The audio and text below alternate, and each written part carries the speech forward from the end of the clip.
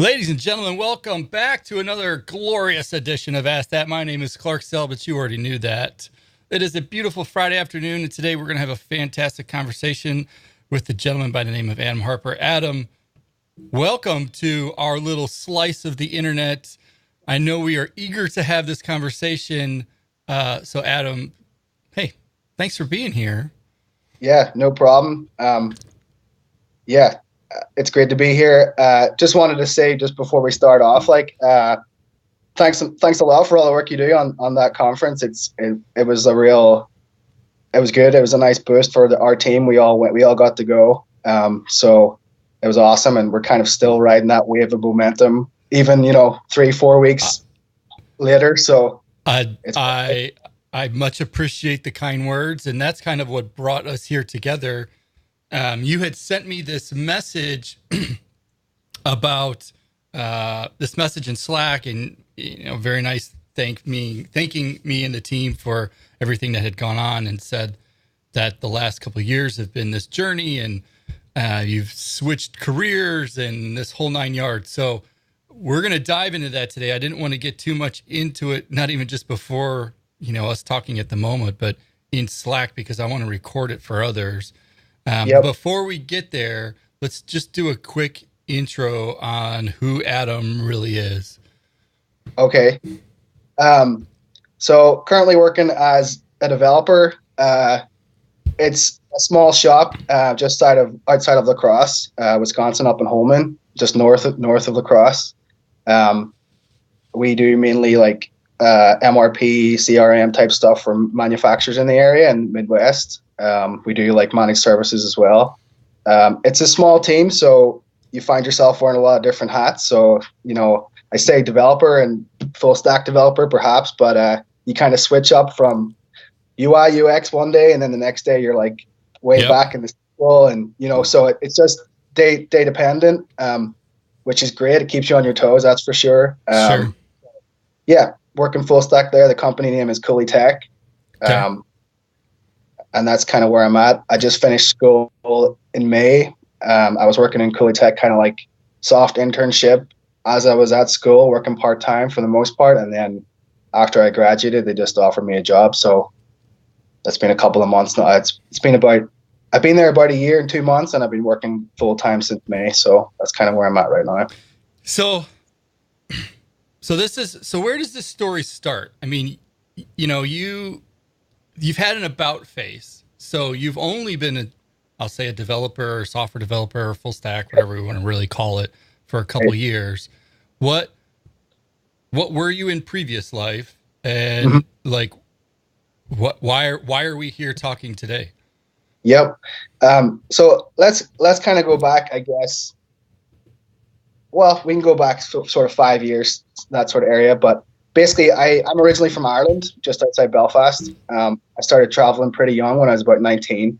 I lived in Australia for a couple of years. Worked in no problem. No need to get that, do you? No.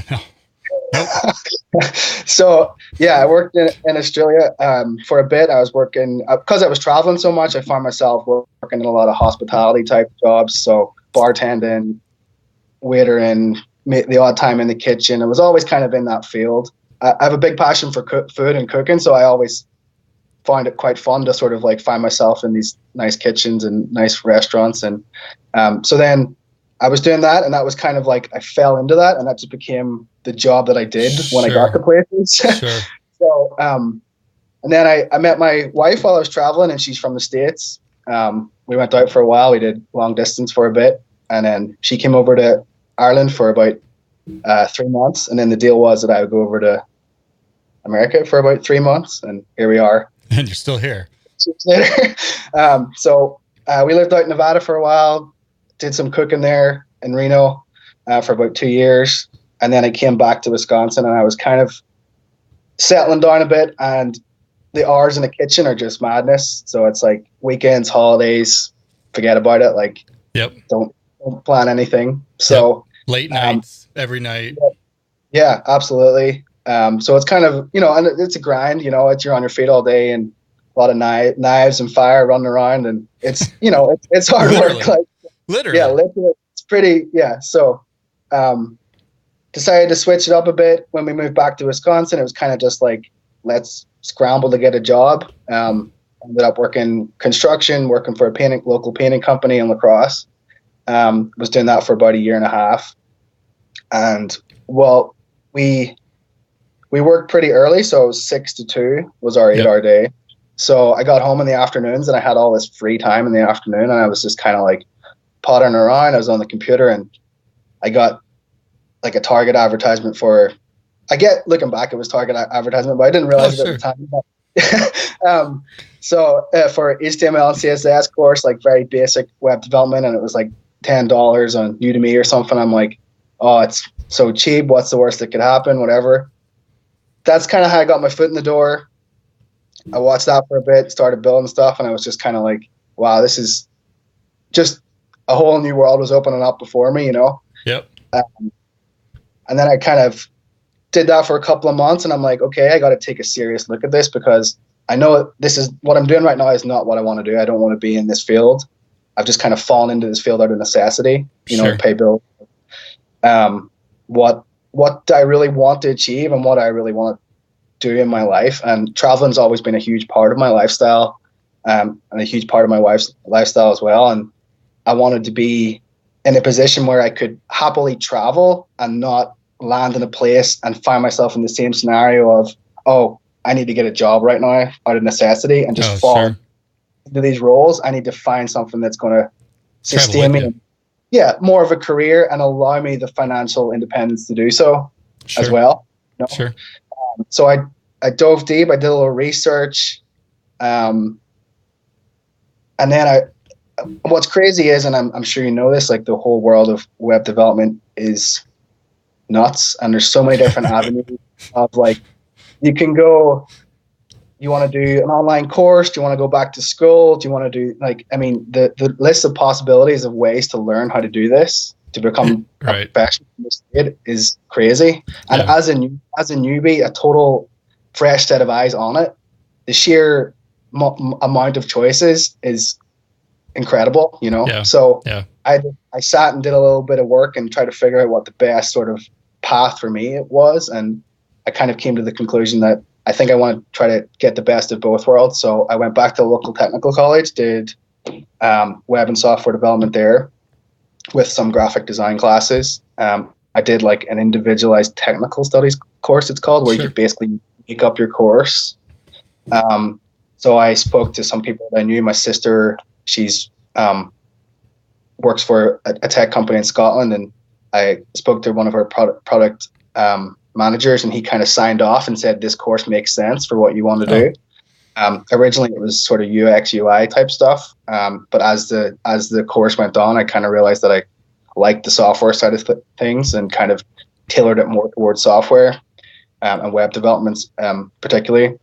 So I was doing that. And what the nice thing about that is it gave me time, you know, it gave me a time where I can say I'm studying now. So what I would do is, as I got more and more into software, is like buying together my assignments as quick as possible, and then study the stuff that I was like getting really excited about online. But it gave me that block. It was like, well, I'm studying, and you know, everyone's like, okay, well, I'm studying, and I got 3 hours to get this block of stuff done. So that I heavily supplemented my associate's degree with stuff online, and that worked for me. And then I just I started working at a local computer store, which did like a lot of hardware repairs, and I had no business being there. When I started, I barely knew what RAM was, and I was like, the guy was like, can you just like change out the memory in this? And I'm like, what? Like, I have no idea. Luckily, he was like really supportive, and he was kind of into web development, but not really. He came from a sysadmin background, but he just kind of knew about all the technologies that I should be learning about. So he was like, oh, have you checked out this, or have you checked out Vue, or have you looked at Docker, or do you know what this is? Like, I have no idea what this is, but I trust that you know what you're talking about, and I'm just going to dive deep into these subjects. And he kind of like, he knew the path to become an employed developer, but he didn't want to do that. He wouldn't want to pursue that path, but he just kind of like, here's what you should probably learn next. So that was massive having someone like that who could sort of say, like, I think half the direct a battle, bit. yeah, half the battle is knowing what path to take or where to look next. And honestly, I think that's the difference between a senior developer and a junior developer is like a senior Totally. developer knows where to look for these things, you know. And he was heavily involved in like the Linux users group, and I got involved in that by proxy of like hanging out with him, and he was teaching me the hardware side of things, and colleagues there were. And then I started reading more and more, like, you know, join a meetup group in your area and do this and that. So there wasn't any, so I started one, and then all of a sudden I started talking to like loads of people on a regular basis. I held it weekly. And I spoke to so many guys that were in the industry, and then that all of a sudden became a really good pillar for my learning and ability to move forward. And Sure. so I just kept doing that. It was kind of a relentless year. I was getting up at like 4 a.m. I had a kid in that. I gave birth to my first child in that time span. And so it was you had a life. Yeah, exactly. Right. And, crazy year, but got to the end of it. And yeah, that's kind of how I ended up in this industry. So what did a day, like, let's rewind back into the beginning a bit. Like, what did a day look like for you? In what context? Like time, like how are you managing your time every day? Cause we started this whole thing, like before we hit record, we were joking around about, just life being kind of one NPM package away from complete disaster. And, there's just so much stuff that you can do, and there's so many shiny balls that you can chase and whatnot. Yeah, you got a wife, a kid, a job, bills. Like, what did a day in a life look like for you? You mentioned you get up at 4 a.m. Was it get up 4 a.m, grind away on a construction site until 2, spend 2 hours at school, dinner? Yeah. So luckily, when I was at school, I was working in that computer store, so it was more orientated towards that. And that was kind of my part-time job. But yeah, so I was full-time. So I was doing maybe 4 credits per semester. During the busy times, I tried to do as many credits as I could before we had our kid. So that was kind of my big goal. Is like during that first year of school, I'm going to try to do as many credits as possible, because I kind of knew time would just get really crunched once the child comes along, as I'm sure you know. Yeah. So during those times, I was working part-time. I was getting up at like 4 a.m, trying to get my assignments done, going into class, doing those, coming back. Once I finished school about 3, I would go to work, and then I'd come back about maybe 6, and then try to do whatever assignments I could that night, 10 or 11, just rinse, repeat for a little bit.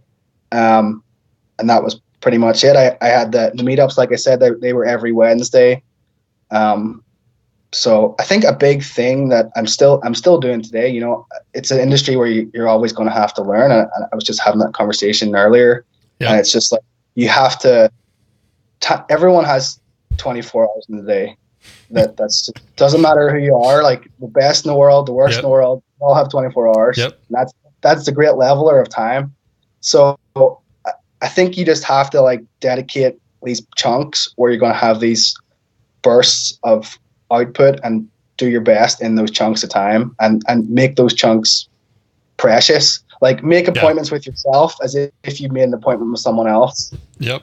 Like, you know what I mean? And that's kind of what I try to do. And like, say, so today, Friday, I've recently changed my schedule up to 4/10s, and because I wanted to have Friday to do stuff that would benefit my career development and my skill ability. I want to come in to work from Monday to Thursday and be productive and be an effective member of the team. And especially because I've got this sort of like later approach dev chip on my shoulder, where I'm like, I want to be in a peer group and be able to talk about stuff as if I know what I'm talking about. So I really put a lot of emphasis on making sure that I'm up to speed with things, and making time to improve, so that's. But I think the thing that you're not saying is, like, you not just do you value the sense of time and what you do with it, you value the sense of like, I need a block to do a thing, and I want to be focused on this block, and then I'm going to go do this other block of things. And so if a Friday works better to give you a longer block so that you can get through that thought process, then God bless, that works for you. But Yeah. I think it's a good reminder for everybody to just say, think of your schedule and do a little reflecting inside to say, how do you get a block of time that you can focus on a thing and be productive and push the ball down the road and continue to move forward? Because I was talking to my cousin last night, and it was like, look, just do it. Stop worrying about over here and over there and over here, because it's only going to get worse. The more you know, the worse it gets, because you realize that the world is like this endless place of stuff, and you still have to like cut the noise, change the signal to noise ratio, find some time, get it done. And even if it's done wrong but works, that's at least closer than it being perfect and never getting done. Absolutely. And I think a big thing is like you kind of have to like get comfortable being uncomfortable. Like no one really that I've ever met wants to go for a run at the end of work. Most people just want to chill out and like put the feet up, watch some TV, and relax. No one wants to get up at 4 o'clock in the morning and do a course on something. I don't, but I push myself to do that. I try to like break that comfort zone, and all of a sudden you just kind of get into this routine of not listening to that little like chatter in the back of your head that says, you've worked really hard, you should probably just sit down for a while, or whatever it may be. You just kind of got to get over that and say, no, I got to keep going on this, So I think part of that as well comes from having long-term goals, but then also rewinding and saying, what are the short-term goals that I get to do every day? Because if you have a long-term goal and it's overwhelming, it's this huge thing of like, I get here, like that's crazy. How will I ever get there? But if you do that initial work, and this is just something that's worked for me, but if you do this initial work and say, this is where I want to be, this is my long-term goal, and then rewind that as much as possible and break that into like medium goals and then little goals and then tiny goals, you realize that most of the tiny goals fall down to like having the discipline to do the things you need to do when you need to do them. Yeah. And I know you were just at that conference this year, and Corey was talking about, and I've heard this from some other folks as well, like almost forget the goals and just design systems around your thing. And then while you have the goals and whatnot, your daily like grind becomes you just achieving these things, and it becomes ingrained in kind of who you are. But you're right. Like you got to put in a time. I actually heard a quote the other day. I was listening to a podcast with Lewis Howes, and he was talking to Kobe Bryant, and he was talking about the math involved to be a professional athlete. And when he was 12, he didn't score a point. It was the first time he had touched a basketball, and yada yada yada. But he simply worked every day for a couple hours. And if you think about like youth sports at that time, and I mean, they're a little bit more intense today, but you have 24 hours in a day, you have 365 days in a year. And Kobe's thing was, if I work 2 hours every day, at the end of the year, I will have worked 700 and whatever the math is hours towards being a basketball player. Right. Whereas most kids are going to show up on the court once or twice a week for practice, and they're going to do 4 hours a week. And I will have played exponentially more hours in the same amount of time, only because I put in a little bit of work every day, consistently every day. And he went from never being able to score to being all state MVP, whatever, inside of 2 years. We're talking about the age of 12, right? And you take that to like our lives today. The only way you're going to keep up and all that is to put the time in, and you just got to find what works, for you. It's not unattainable by any stretch. No. And I think another big part of that strategy is the sequential nature of it. So on day one, the subject. Day two, you know where you were at on day one. Day three, you know what you're doing at day two, et cetera, et cetera. Yep. But if you're just blocking 4 hours in a week or big chunks all of a sudden you're like spending like the first hour like warming up to where Catching you're up. a Yeah.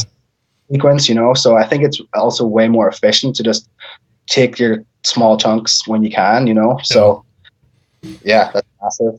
So I've been this big like proponent or advocate, I guess, that today's world is super different, right? With the popularity of YouTube and Twitch and Udemy and Pluralsight and got free courses from MIT and Harvard, and like the list is like endless of resources that you can go get. So much so that in some regards, I don't know, you know, my kids are 12 and 10. Will college be what college is in 10 years? Who knows? Like I'm not naive enough to think that like all this other stuff is happening that may not be their path. How did you find this world that we have today? And I say that as somebody who's been doing software development now 20 years. It wasn't a field that I necessarily went to school for. So I feel like, I'm not the computer science engineer, if you will. I need to be kind of studying every day. But how did you I know you had the structured learning because you went back and went to school for a while, but Udemy is what caught you. And there's all this stuff that's going on every day that's on the ether. How did you find the balance of kind of the structured learning versus, I don't want to call it unstructured, but unstructured learning and to eventually getting you, feeling comfortable to call yourself a software developer? Yeah. Luckily, the college I went to, Western Technical College, was super flexible in terms of like, so I was doing the individualized technical studies, but which basically meant once I was signed off and approved, I could steer that ship wherever I wanted to. So I wasn't getting caught up into things that I didn't necessarily see value in. And another big part of that was I had this sort of like conscious sort of approach to classes where it was like, if I show the instructor that I am very keen to learn, they will most likely let me pursue things that I'm interested in, as long as I show that I have paid attention in class and apply those concepts to whatever I'm doing. Yep. And that massively worked for me. And if I kind of went above and beyond on each assignment, because all an instructor is trying to do is assess your capability to take information. Yep. And as long as you go above and beyond, that instructor can then trust that you're going to be fine. And then whatever project you come up to him with, as long as it's as long as it's well thought out and there's an end goal in place, I found that 9 times out of 10 they would let you do it. So I kind of did that a lot, and that really, really worked for me.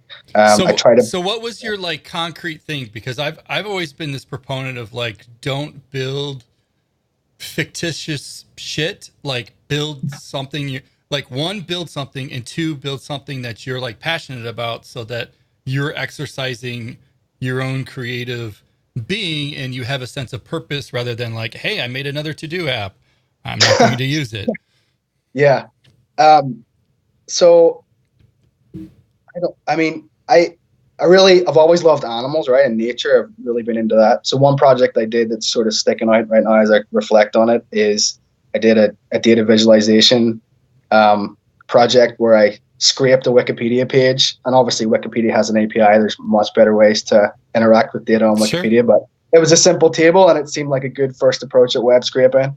So I scraped that and I took the data, turned it into like Topo.json, which is like topological JSON, which I had no idea. Like there was no reason for me to be doing this at the time. I really, I was just like, okay, what is this? But I pushed through it and I worked really hard on it. So I did that. I converted into that, and then I took it and then visualized it on the globe. So and I like travel as well. So it's kind of a combination of 2 things I really am passionate about. Sure. So I took the countries that have national animals, I took that data and then I rendered that a globe with D3. And then when you hover over the country, it shows the relevant national animal on the side. Sure. And that it was so pointless, but it was so fun. And I learned so many things about, so now all of a sudden I could scrape data. All of a Right. sudden, I could work with Topological JSON. All of a sudden, I could work with D3.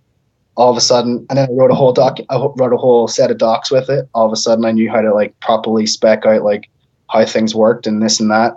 And I've looked back on it recently. I'm like, I could do much better, but at the time, that was way, way, way beyond what I was sort of on paper ready for. Yeah. And doing stuff like that really helped accelerate things. It's really just about finding like what do you care about, and make an app that's kind of pointless but interesting enough to keep Yep. your attention there. It has to be interesting. This stuff is hard. You throw in a snooze fest, you're not going to finish it. Yep. If you want to do a project and want to get better, find a project that something that you care about, and make an associated app to display the data in an interesting way or interact with the data. I mean, all you're doing is, well, for me anyway, I find myself more on the front end side of things, is you're taking data and you're showing it in an interesting way. So if you can just do that with something you care about, you're onto a winner. You'll most likely get to the end of it. Yeah. So another bit, yeah. What Go are ahead. what do you feel are like your go-to resources today in learning anything in the tech industry? Sure. Normally, I kind of plow through YouTube a bit initially if I want to learn something and see what's out there. And then if that doesn't really get to where I need to be, I try to force myself through the docs. Normally they have to grab me pretty quick before I move on to something else. But I really, really appreciate good documentation, and when you come across it, it really stands out massively. Yeah. And I say that docs, I mean, no one's going to use your product if you don't have good documentation. That's just the nature of the beast. If I can get through documentation, I'm like, okay, perfect. I'll try to sort of play with that, and I'll maybe use something like JS Fiddle or CodePen and just tinker with it a bit. If I like that, and I'm like, okay, this is something that I see value in, I'll maybe go to Udemy, or I'll maybe go to somewhere, Udacity or MIT. Like you said, there's a lot out there, and it's pretty affordable on the most part. There's nothing that's breaking the bank on those resources. So I'll normally do that sort of stuff. That's tend to be my flow at the moment. But I would encourage anybody who's in this industry to think about how they invest in themselves.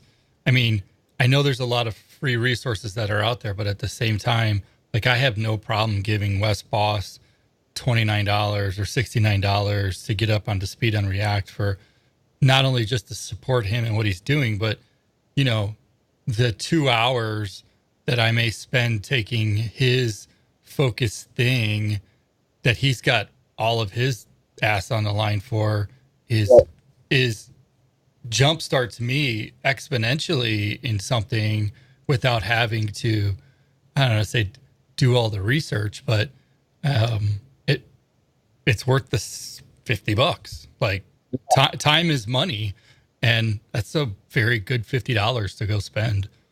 one thing I will mention, actually, while we're on it, I mean, Udemy is kind of it's kind of hard to navigate sometimes. There's a lot of like flash sales and that sort of madness, which I guess that makes sense for their business model. But a pretty good local company out of Minneapolis called Frontend, which I learned a ton from. They were very kind, and through a friend of a friend, they reached out and like helped our meetup initially when it started.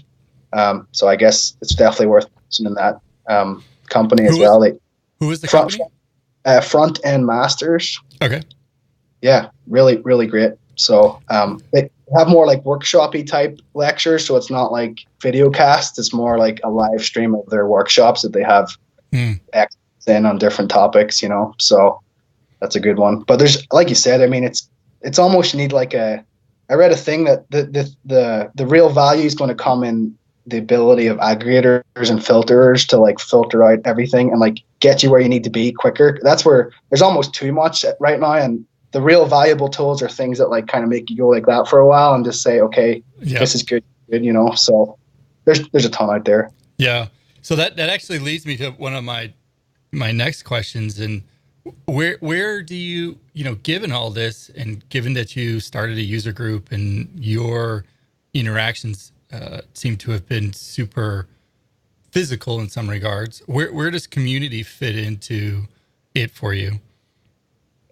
Yeah, it's a big part of it. I will admit that the user group has been not really happening the last couple of months, and that is totally my fault through transitioning from student who had a little bit of time to throw around to full time running after stuff. So that is my bad on that one. But we've talked, and the place I work at is really supportive and really big on community. Even though they're a small team, they do tend to try to get involved locally. So we've kind of talked about maybe trying to have like quarterly meetups, or try to every week was really intense, to be honest. But it was massive. I learned probably more in those 2 hours every Wednesday than I did that day at school, like just from talking to people. And every week someone volunteered to present, and it was just like I presented a couple of times, and most of the time I was just like one level of ahead of total beginner, so I had enough. I totally just wung it, and like if no one volunteered to speak, I'm like, all right, I'll just quickly research this for a week, and I'll give the most crude introduction to the topic I can get together in a couple of hours. But it worked out really well. We had some big events, and we had a good venue, and it's really nice to connect with people. And that something that really got me back on thinking about trying to get things going again was that conference. I know you put a lot of influence on connection and family, and there's a big focus on that. And just speaking to people there, especially at open spaces, which I thought was like a really cool concept. I had some really good conversations there. Just when you're kind of like in between stuff, and you just need to decompress a bit from all the information you just got like blasted with in the morning. You're like, let's go to an open space this afternoon and take it easy on this session, So that's huge. So I'm kind of trying to focus on maybe trying to get more of that stuff going. It's a big deal, and it really helps to have a good team around you that are supportive, good employers, good family. Family's massive. Like I couldn't do any of this without my wife supporting me through school, and B, currently when I'm like, hey, I'm going to get up at 4:00 in the morning and do this and that. She's like, okay. Are you serious? So that's massive. So yeah, community is huge. But what would you, somebody's listening today and they're kind of in the same, place that you were maybe 2 years ago. What would be your biggest piece of advice?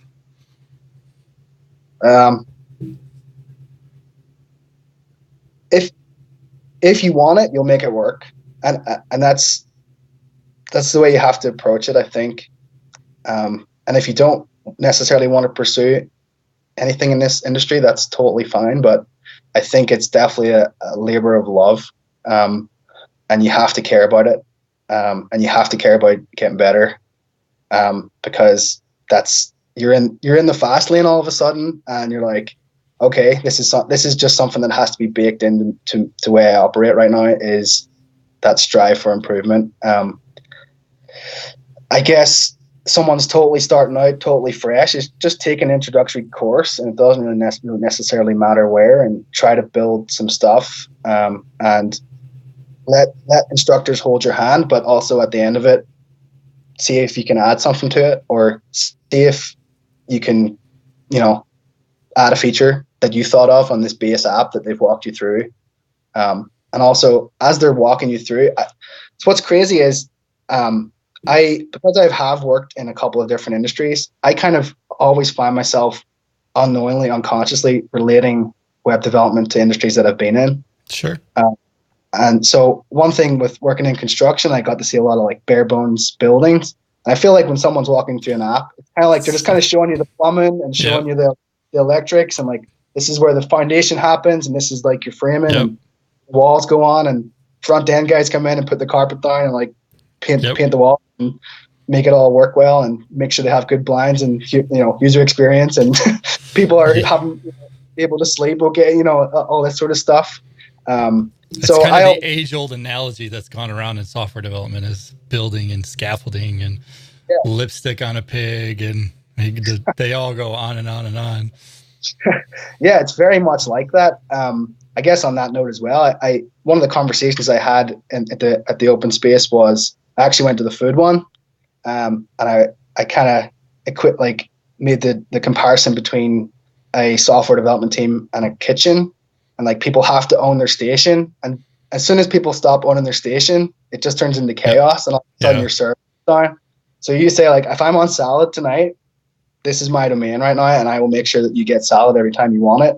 But if you come over and start taking my lettuce, there might, you got to draw your boundaries, because there's too much to learn.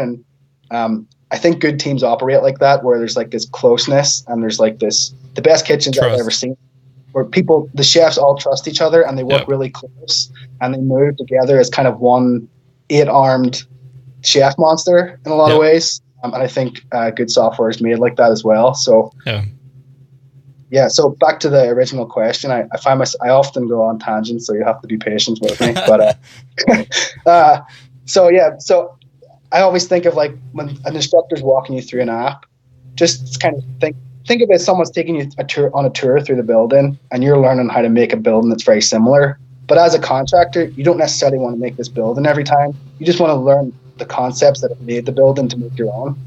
Right. So if you see how this certain wall goes in, then all of a sudden you know how to make this feature wall in your building, and then go out and build that. Yeah. On the side, obviously you're going to have some restriction when it comes to what you build it on your day-to-day.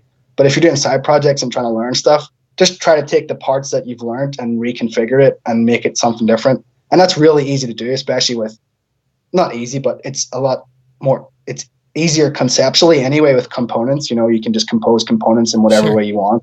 Sure. I'm not saying it's definitely not easy, but the nature of that sort of architecture can make that easier as well, So I guess that's long-winded advice to someone to start. I love it. At the end of every one of these, I like to express a bit of gratitude, and with that being said, I want to thank you for putting yourself out there and sharing. I want to thank you for reaching out to me, cold, and sharing such kind words about your experience and the thing that we're doing. I know it seems like a simple paragraph, but on the receiving end of things, it means a ton, and it means a ton that we're sitting here today having this conversation and really recording it for others, because often people forget kind of their journey and how it was, and today it's different, and tomorrow it'll be different again, and we all could use a good reminder of all of it. It's easy to forget where we came from at times, and so I appreciate you sharing and putting it out there.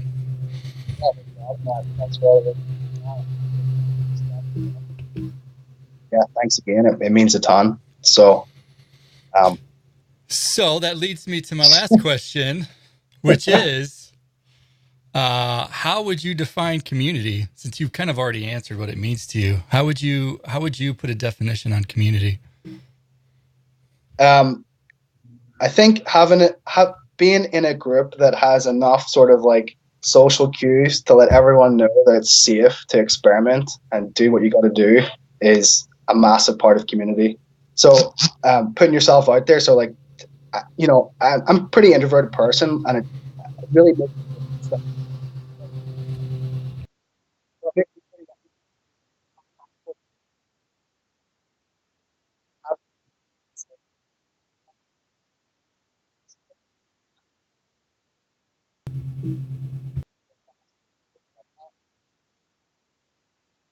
It's a big part of community. I think you're having sound troubles there, it sounds like, but back.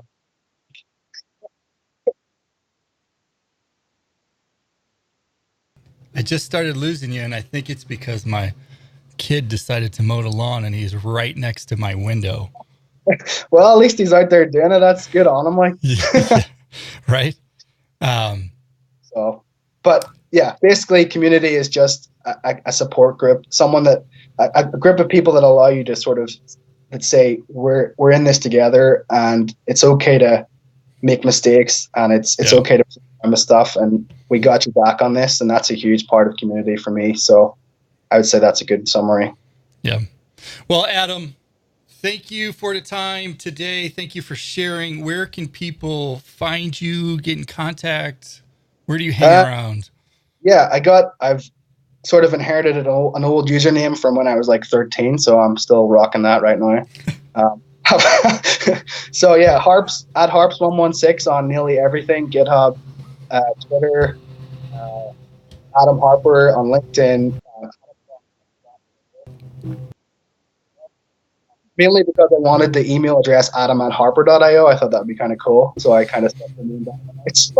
So that's kind of where I'm at right now. But yeah, I try to write some blog posts on it again. But yeah. All right, sir. Well, with that being said, I'm like watching more.